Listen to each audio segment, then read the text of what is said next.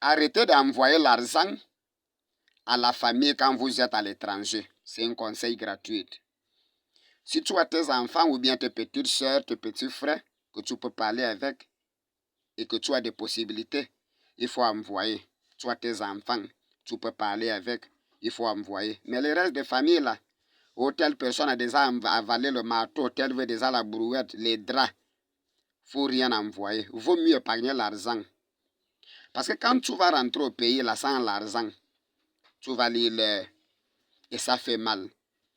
La personne que tu as aidée pendant longtemps, tu as envoyé des choses, il te balance ça. Que non, tu étais en Guinée équatoriale et tu étais en Angola, au Gabon, tu étais au Canada, tu étais en Europe, tu étais aux États-Unis. Tu as fait quoi? Parce que celui qui n'envoie rien là, on va le respecter mieux que toi. Vaut mieux de rentrer avec l'argent. Oh, tu nous as abandonnés, tu dis, c'est pas grave. Tiens, je t'ai amené le téléphone. Oh, prenez quelque chose à boire. C'est l'argent. Il faut penser à l'avenir. Ça ne sert à rien qu'on parle bien de toi parce que tu envoies l'argent.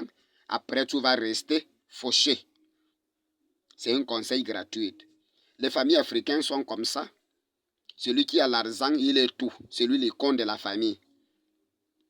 Il était au Canada. Il s'en foutait de la famille, mais il est déjà de retour, il a l'argent, c'est bon. Mais toi qui envoies là, tu veux impressionner. D'abord, quand tu te trouves à l'étranger, tout le monde pense que c'est toi qui ramasses l'argent au sol. Et toi aussi, en tant que menteur,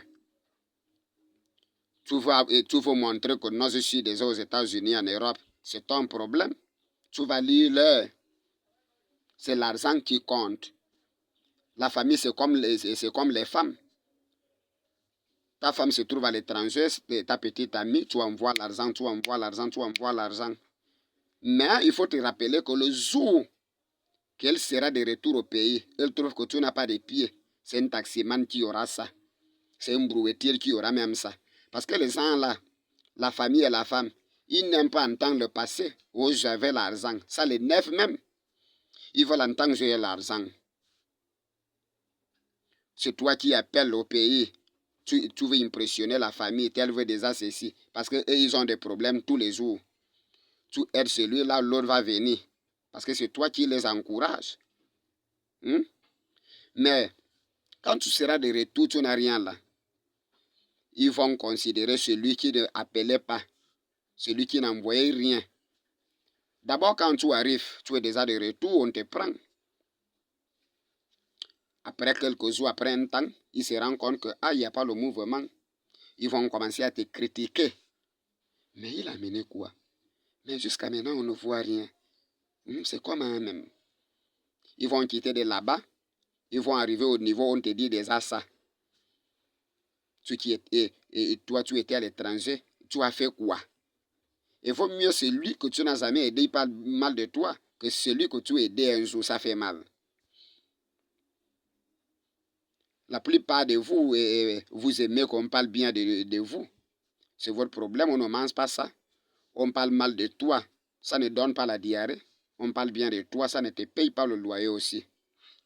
Nos familles africaines sont comme ça. Très attention, c'est l'argent qui commande le monde là. N'écoutez pas les mensonges, l'argent c'est pas tout. Ce sont les paroles de la pauvreté. J'ai eu l'argent, je n'ai pas su gérer. Attention.